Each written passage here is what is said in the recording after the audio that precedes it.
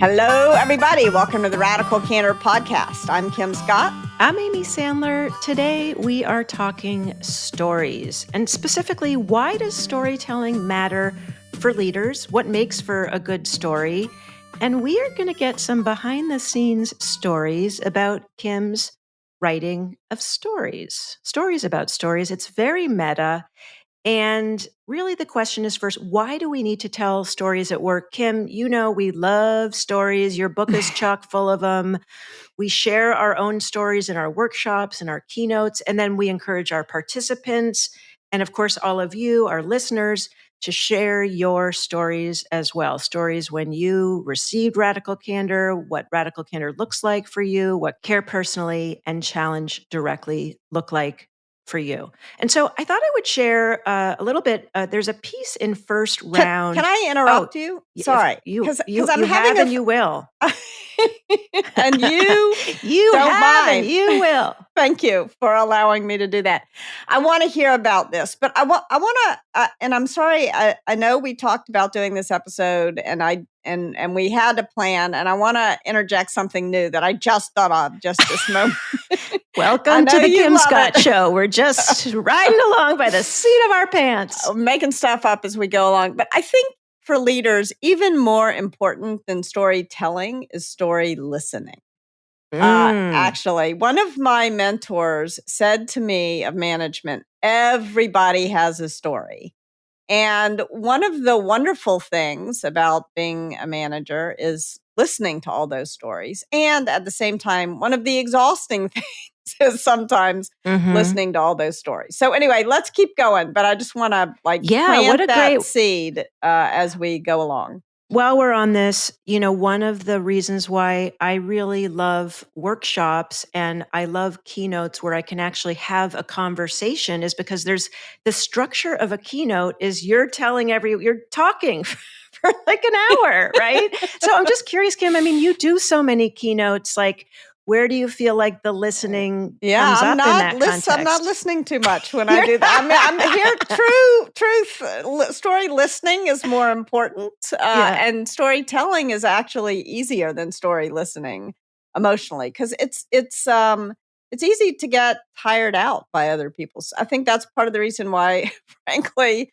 you're pointing out you didn't intend to do this. So I'm going to do this. I'm going to point out my own hypocrisy. I said story listening is more important, and yet I much prefer the storytelling. So, there you go. Preference is different from what we value, and I think sort of the energy that's required. So I don't think you're being hypocritical. I think you're acknowledging sort of the effort that's involved.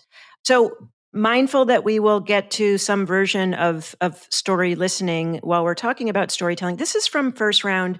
Good leaders are great storytellers are 6 tips for telling stories that resonate.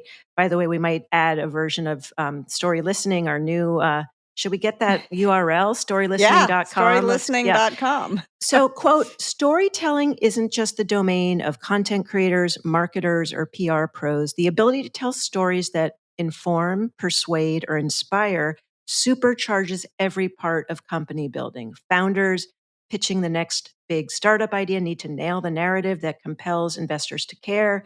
Sales reps leading demos have to create scripts that win customers.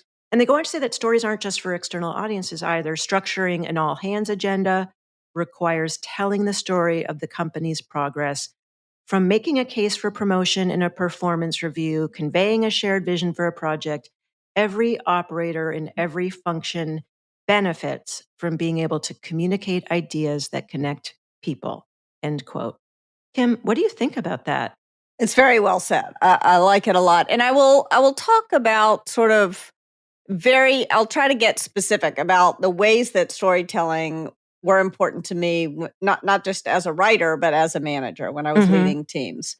A part of it is that we've talked a bunch on this podcast about the get shit done wheel. And part of getting stuff done is persuading people. Once you've gone through the listen, clarify, debate, decide, you've got to persuade everybody that what you've decided is maybe it's not the right decision. You got to be open to it, but it's worth pursuing anyway. It's worth trying. And if we think about persuasion and how leaders can persuade their teams to try something new or to adopt a certain policy or whatever it is, persuasion is a big part of leadership. And I want to revert to Aristotle's triangle of rhetoric. And there are three parts to persuasion, Aristotle says, and this hasn't changed in the last 3,000 years since he wrote that.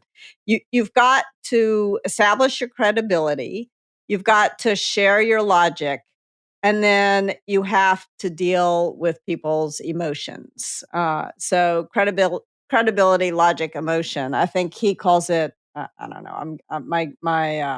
My ancient languages are non-existent, but it's logos, bathos, and credos or something like that. Anyway, we'll put that we'll put the proper. We'll put the Latin or the Greek in the show we'll notes. Put the Aristotelian terms in the show notes. My English major is a little bit remiss here. Yeah, credibility, logic, and emotion is how I summarize it.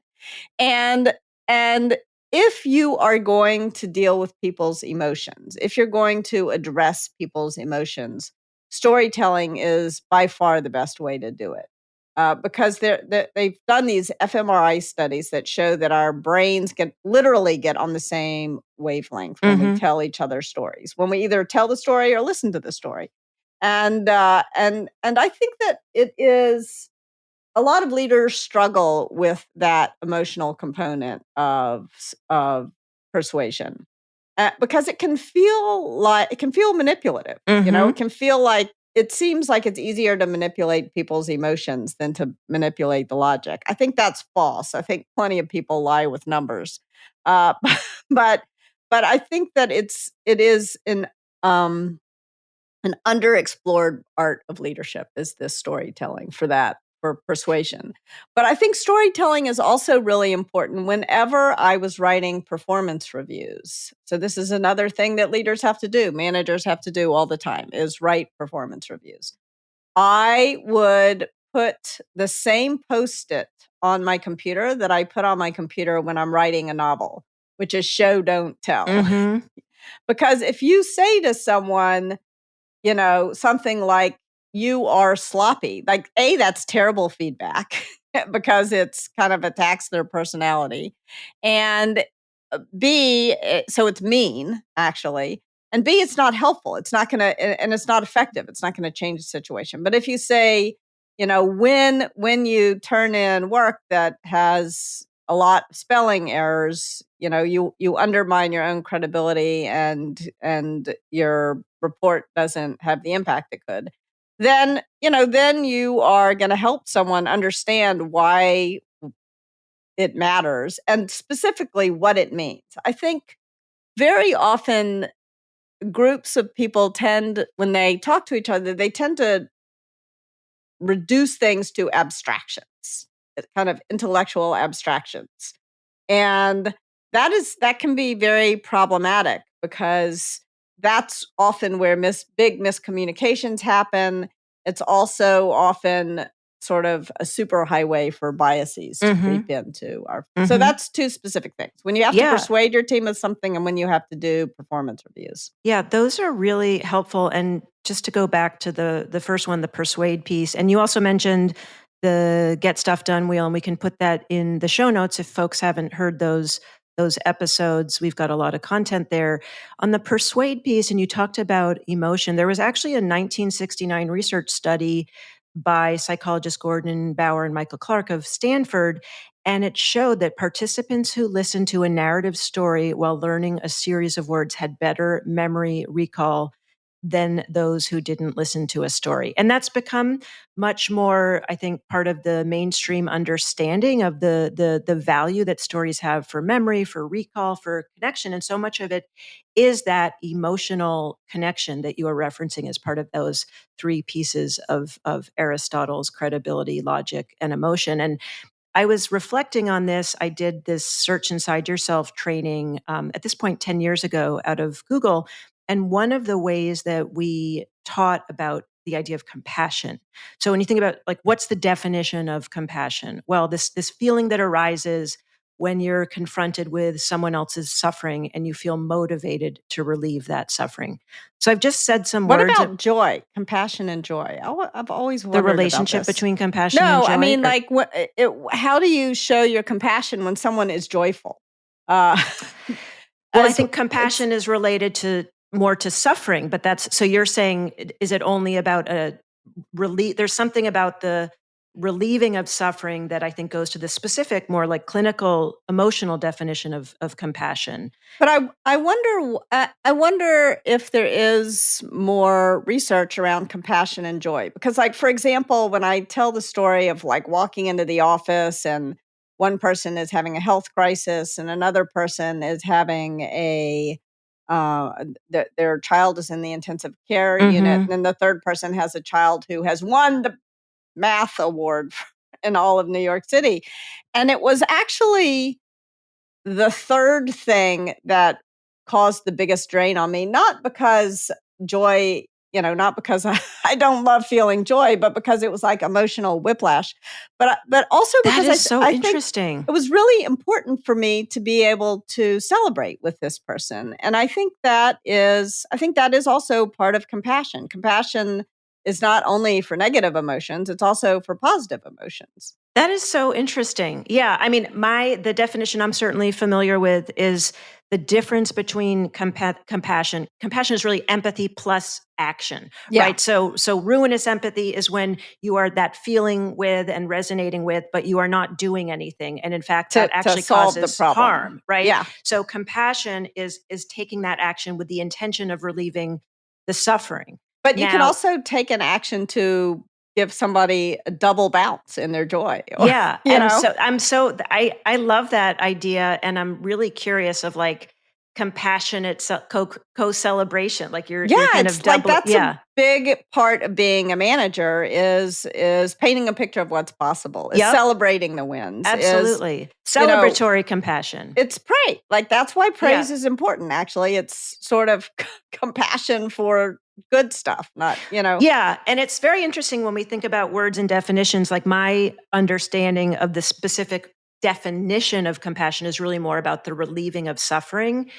And so I wonder if there's a way to broaden that out to I the mean, I'm definition that I'm you're. I'm not gonna go much further down the path I'm about to go down, but it's passion with someone, which is more about joy than suffering.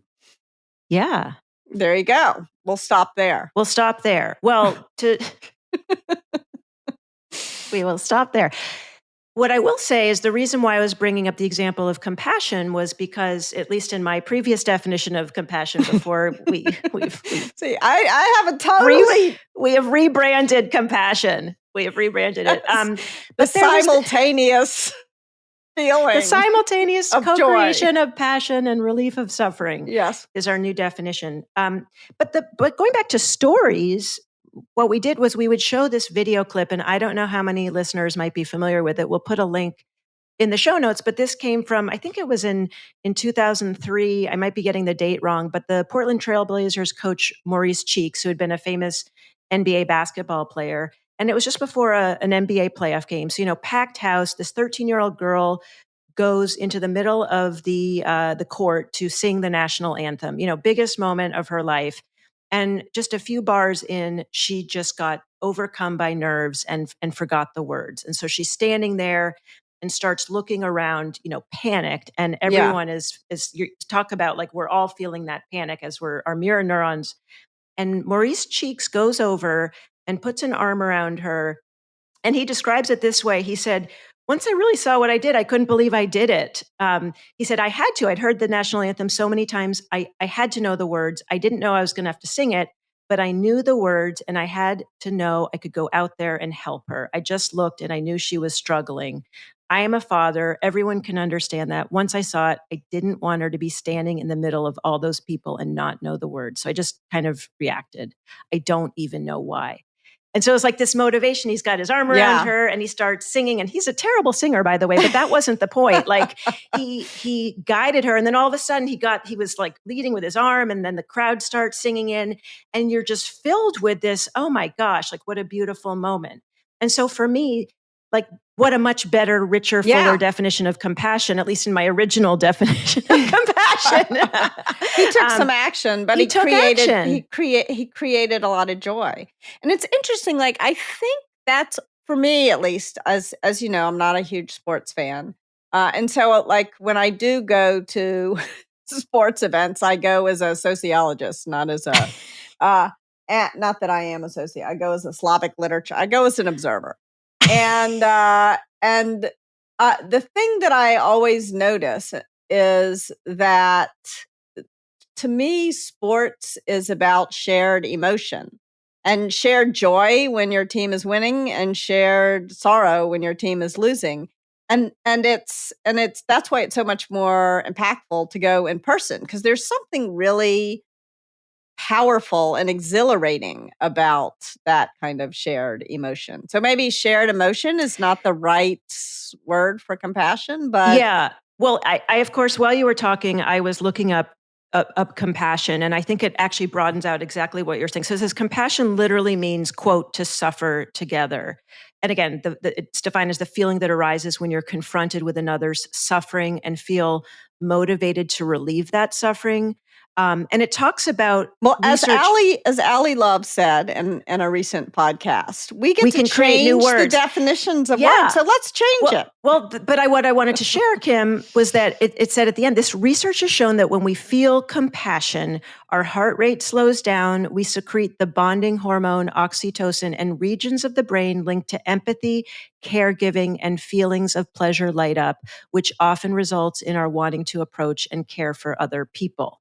So what might be kind of born from relieving the suffering is actually that emotional bonding. So what I hear you saying is let's broaden the definition to sharing all the emotions, sharing together. the joy. Yeah, sharing the joy. We got to share. We don't have enough shared joy right now. We got a lot of shared anger in our world, and not enough shared joy. I love that.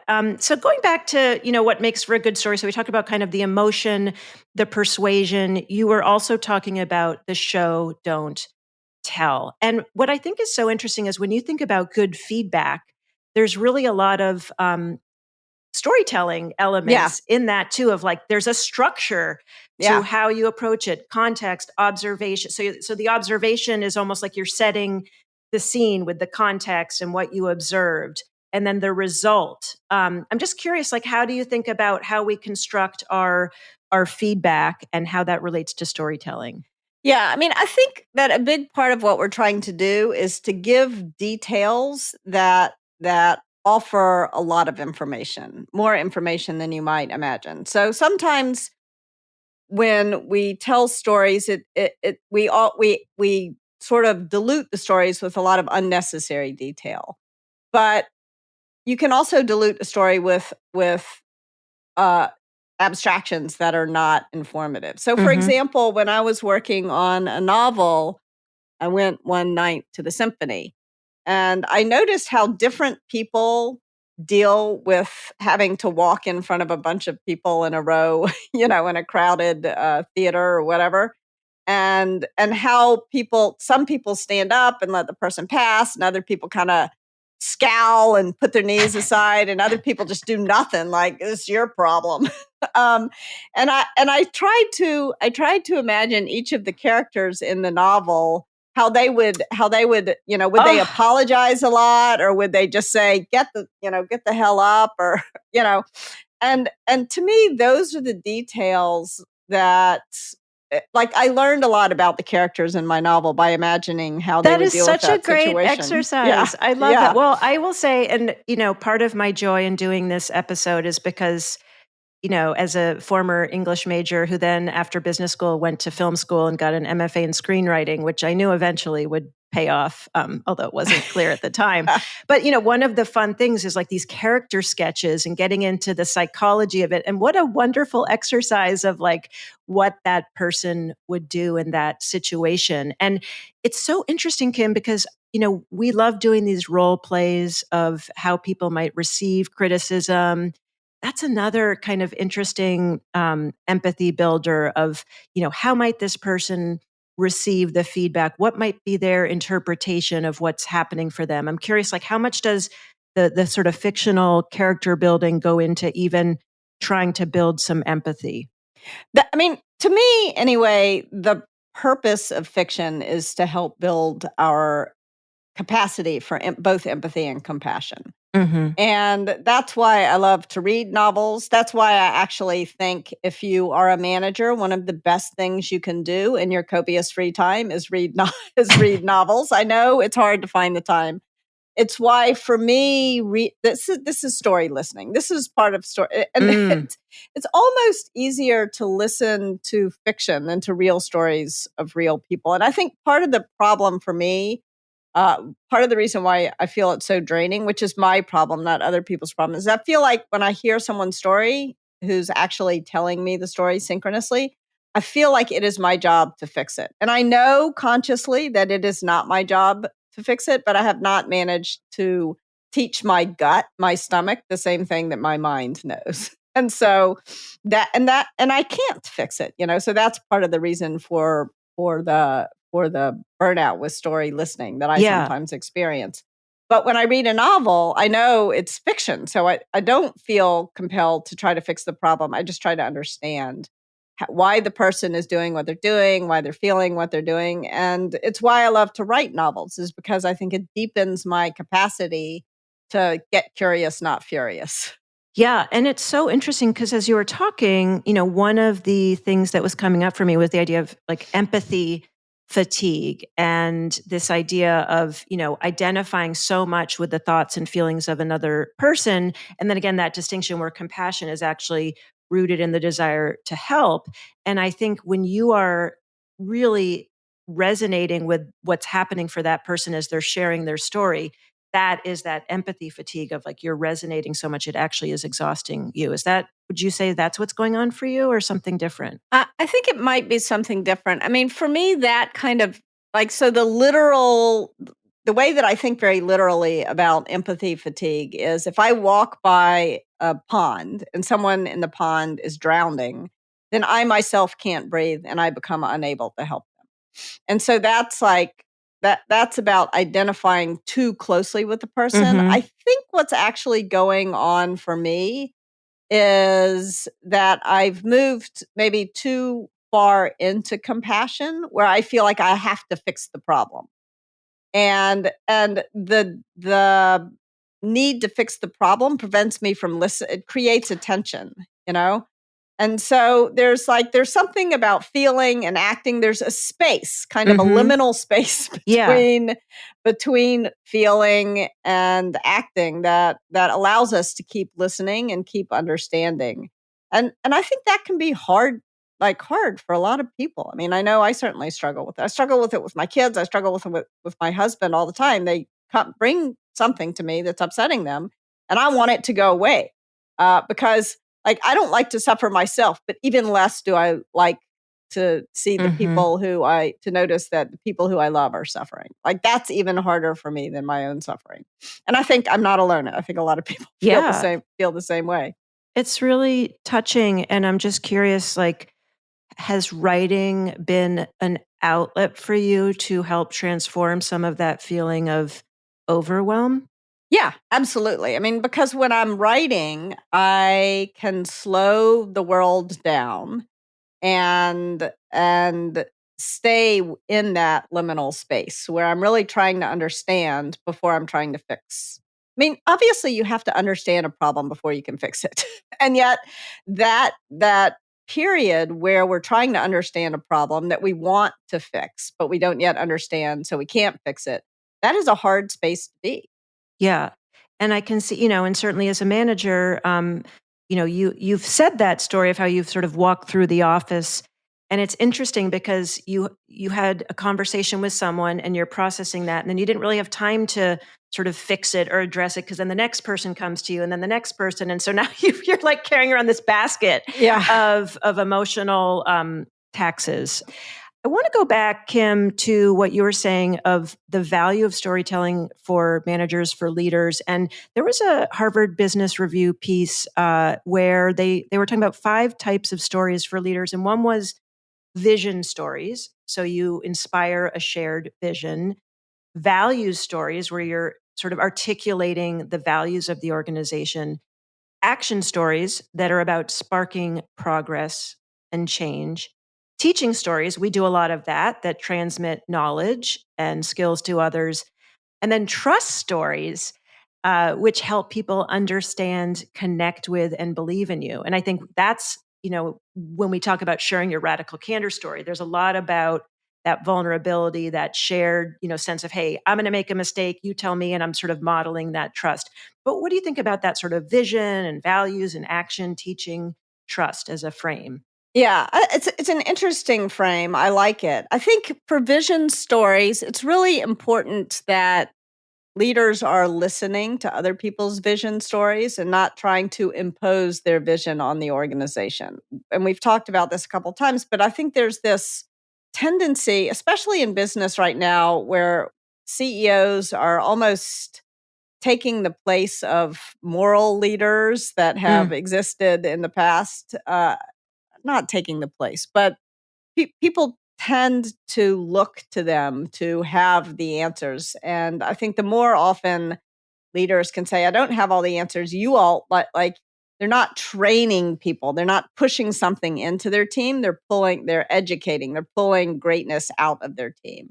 And that means that it's not my job to tell you what the vision is. It's my job to listen to what you understand the vision to be and to help people come to a shared understanding of the vision, but not to impose the vision on the team. It's a little bit like that Christopher Wren story that we've talked about before, where Christopher Wren was an architect after the Great Fire of London, and they're rebuilding the cathedral, some cathedral, I forgot which one.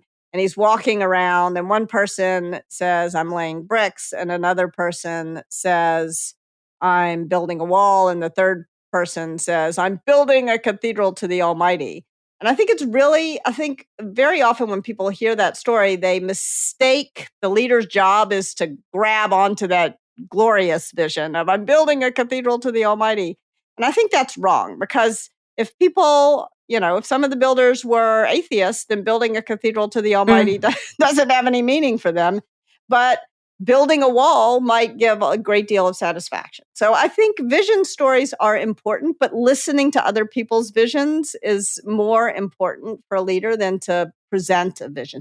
I love that. It really relates to career conversations and understanding what motivates people. And Yeah. even when we think about rock star, like where are you in your growth trajectory that right now the feeling that I did a good day's work lifting heavy things to build this, this Wall. wall Yeah. felt satisfying. And so Yes. I think understanding that how what I am doing might also contribute to a broader vision is helpful, but my specific piece of it is really up to me to make the meaning for myself. Yeah.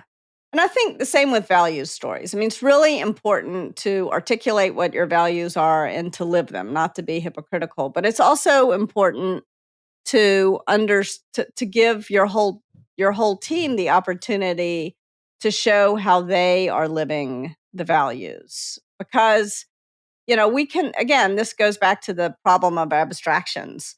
We can say it's really important to tell the truth, but different people have different interpretations of what the truth Mm-hmm. is.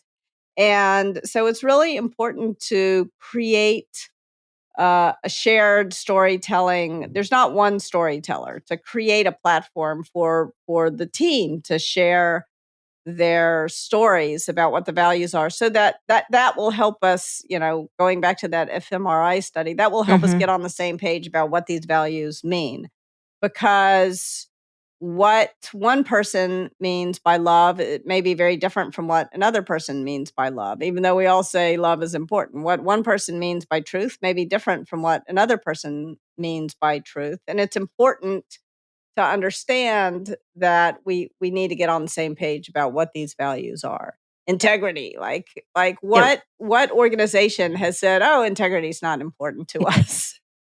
And yet there's a lot of organizations that are not living with integrity. So telling stories and getting the organization telling each other stories is really Yeah. important I mean, about that's that. one of my favorite things in our workshops is hearing folks share their stories of what radical candor looks like for them, because in their own words, that will, we can say care personally and challenge directly, but to your point, show, don't tell. What does that look like for you specifically? And what does that tell me about Kim? If I know that that efficiency is important for Kim, the best way I can care personally is to make sure that I end this podcast on time so that you can get to where you need. Like, that is an act of showing that I understand what's important to you. Yeah. And so just to go into what makes for a good story, you talked about the three pieces from Aristotle. Just to go back to that. By the way, so Aristotle was not talking about storytelling. He was talking about persuasion.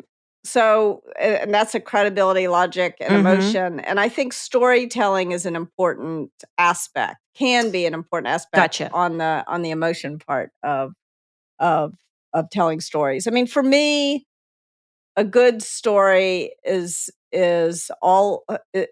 boils down to show, don't tell. It boils down to sharing these details that paint a picture of who the person is and why what matters to them matters to them.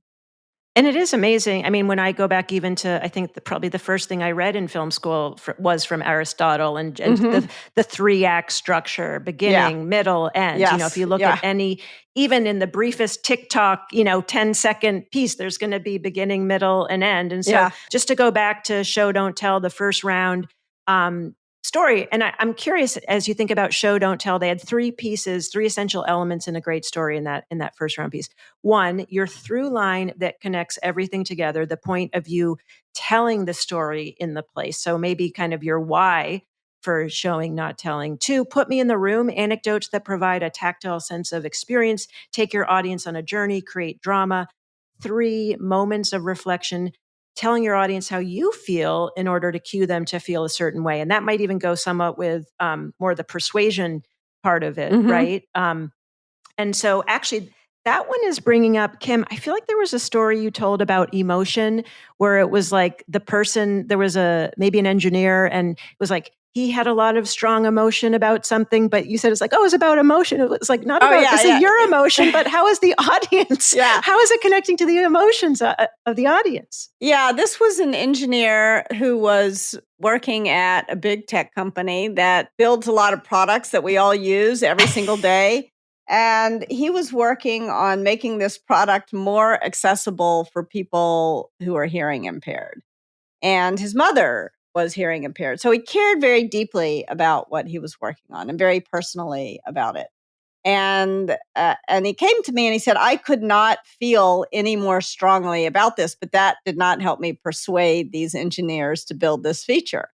And then I said, well, how did the engineers feel about it? And he was like, oh, shit.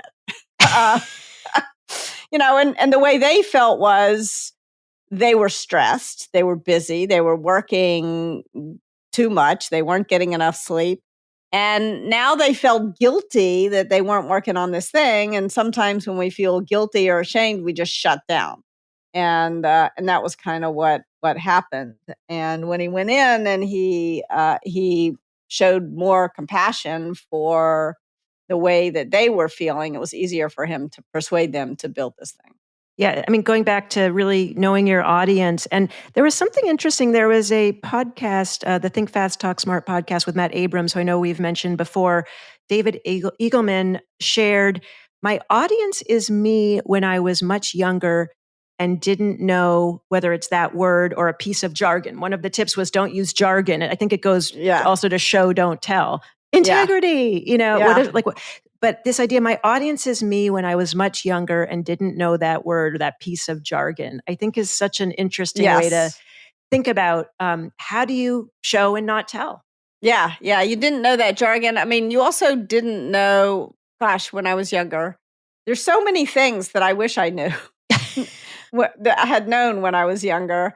And now that I have kids who are 14, it's like, I want to tell them all these, and it's like, it's not helpful to tell them all these things. They don't want to know. And they want to figure it out themselves. And so it is, but I love that framing. I mean, that is why I write. When I'm writing, I hope that I'm not so sort of egotistical that I'm only writing for myself. But I do feel like the audience I know best is my younger self. So I'm often writing for my younger self. Look, going back to like, we can't, The more specific you can be towards that younger self, that is where the universality comes from, right? In that Yeah. specificity. So going back to your own writing process, and part of what sparked this conversation was you mentioned recently on a podcast that you said that, you had written these novels and you started writing this nonfiction book about management advice, and you were writing it for yourself, and you Yeah. you didn't actually intend to publish it. So I'm just so curious, like, what made you decide to try to publish it? I was just, it's funny. I was just thinking about this morning. A friend of mine's husband died, and a bunch of our friends had flown in for the funeral, and they didn't want to stay in a hotel. So I had a lot of people staying at my house, sleeping on couches. And we were at breakfast, and one of the women who had flown in from DC said, "Oh, I have this friend who's an agent. You should really send," and she had to really talk me into doing it. "You should really send him this book because it seems like it would be helpful for a lot of other people." And I was kind of discouraged because I had written these other novels and they had a stack of rejections. And the reason for the rejections was always the same. The main character, who was always me, doesn't seem very likable, so it's kind of especially painful rejections. But she persuaded me to send this to Howard Yoon, who became my agent, who I'm very grateful to, because he read the thing in 24 hours and he said, "We can sell this. We can absolutely sell this book." And then he took me to meet a bunch of different editors, and I met Tim Bartlett, who has been my partner in crime ever since, who I talk to probably once a day, who has just been such a wonderful person in my life. And so very grateful to Tim and St. Martin's Press and to Howard. Never would and to Kim Keating, who made me send the book to Howard. You know, I love hearing that. I've never heard that. And just acknowledging, even from this, tragic situation of your friend losing their spouse, and the people coming together, and this idea of how we support each other and the value of sharing stories, and that people actually want and can learn from sharing our stories. And so often we think, oh, well, I'm just doing this for me. And, people don't realize what an impact they can have, and how often the value of feedback, again, going back to the importance of praise, is realizing, like, oh, you're doing so, like, no, I want more of this. Like, this is Yeah. actually really helpful. Right. So Yeah. I love that, that you got that encouragement, and that the relationships continue. And I'm curious, the stories that you chose to share in Radical Candor, like, as they were happening, were you aware that these were like, oh my gosh, like, this is a great story? Or was it like only as you looked back on them that you're like, oh, this is kind of teaching me something about management? Like, how were you making sense of those stories? I mean, at the time, I didn't think of them as stories. I thought of them as my Painful life. moments. Yeah, painful. Although I will say, when I was living in Moscow and really remarkably strange things were happening on a daily basis, I did think of those things as stories. And maybe I developed the habit for storyifying my life as I was going through it when I was living in Russia. But I think as I was writing the book, and there was this little Post-it on my computer that said "Show Don't Tell," I kept trying to think of specific examples. And it wasn't clear to me, even as I was writing the book, whether the examples I was choosing were any good. I mean, I think I've probably told the story 5,000 times. And so I apologize if you're listening and you haven't heard the story. You can You might find it one or two Google places it. on the internet. But I think most people who are listening to the podcast have probably heard that story. And I almost, in fact, I did delete that story from the book at one point, because Oh my gosh. I thought, this is kind of boring. Like, who really cares? And I told this other story that was much more dramatic. And Tim Bartlett, who I mentioned, called me up and he's like, "The story was way better." Yes, I agree. This other one is sort of cooler, but we're not going for cool. We're going for relatability here. And yeah, so there you go. You want to hear the other story? Oh my gosh. I mean, I was going to ask, so thank goodness. So the other story was, this was when I was managing the AdSense team, and I had just watched what was there was a documentary about Al Jazeera called like The Control Room or something. I can't remember what it was called. It was a great documentary. We'll look it up and drop it into the show notes. And Al Jazeera was in the Google Content Network. And there was a policy against controversial content or something like that. And so somebody had taken Al Jazeera out of the Google Content Network.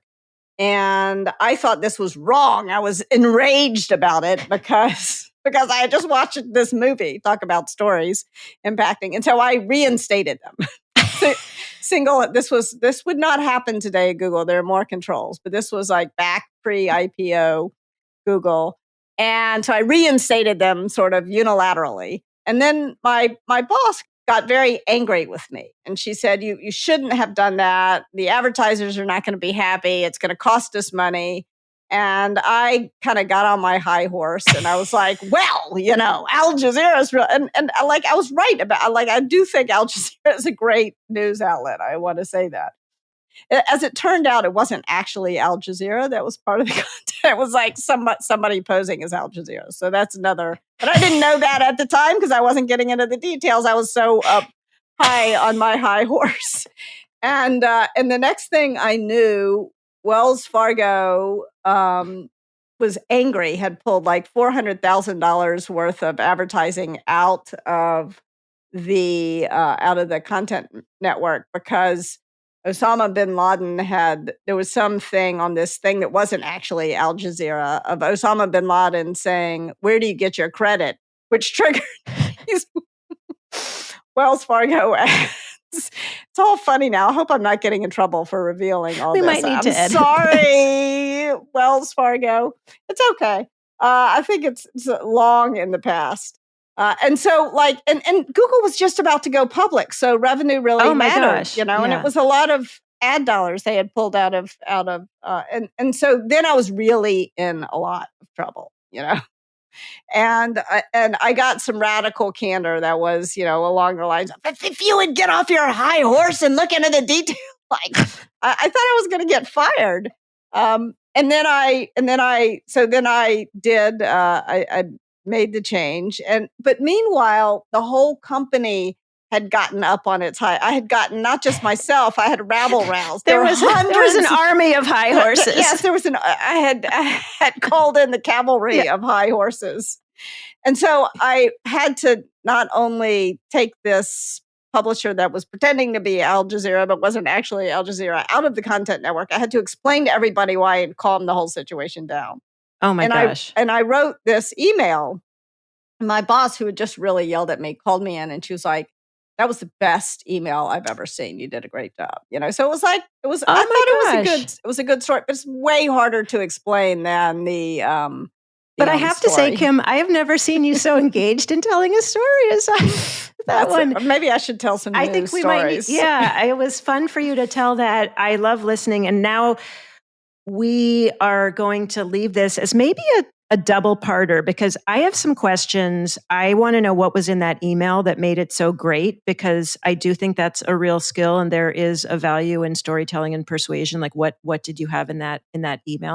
I understood what my boss did not understand. I understood and had real compassion for the emotions that had caused everybody to jump up on their high horses. And then I used, it was credibility, logic, and emotion. I had credibility because I was on their side. I explained the logic of why I had done, and then I explained, why I thought it was the right thing to do, despite all of the emotions. Well, I think that's a great way to close us out.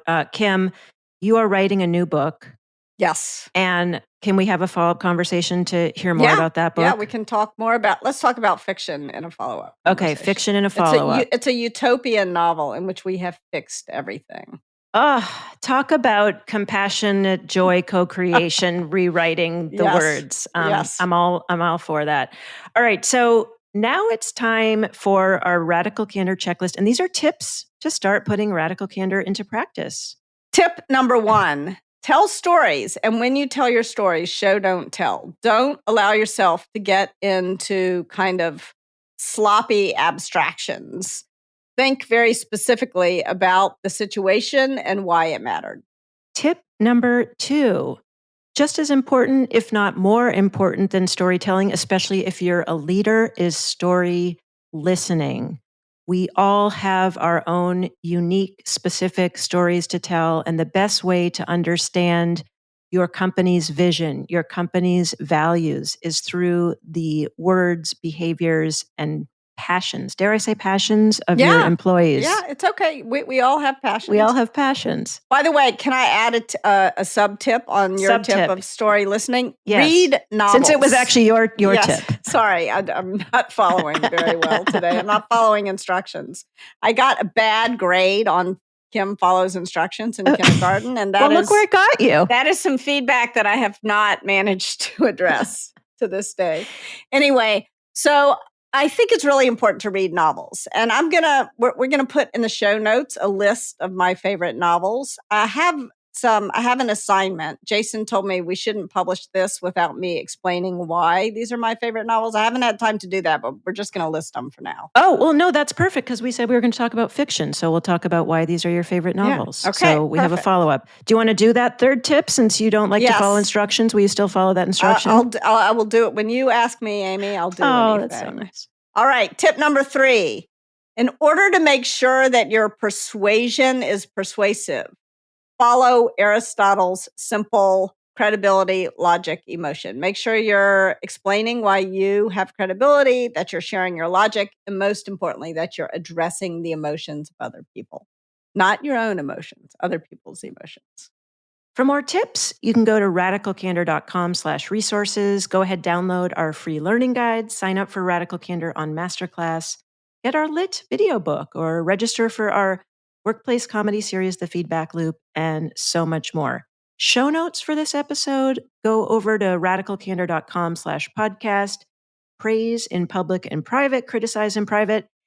If you like what you hear, go ahead, rate and review us on Apple Podcasts. And if you've got criticism for us, kind and clear criticism, go ahead, email it podcast@radicalcandor.com. We also love hearing your stories. Bye for now. The Radical Candor podcast is based on the book Radical Candor, Be a Kick-Ass Boss Without Losing Your Humanity by Kim Scott. Episodes are written and produced by Brandy Neal with script editing by me, Amy Sandler. The show features Radical Candor co-founders Kim Scott and Jason Rosoff and is hosted by me, still Amy Sandler. Nick Carissimi is our audio engineer. The Radical Candor podcast theme music was composed by Cliff Goldmacher. Follow us on LinkedIn, Radical Candor the company, and visit us at radicalcandor.com.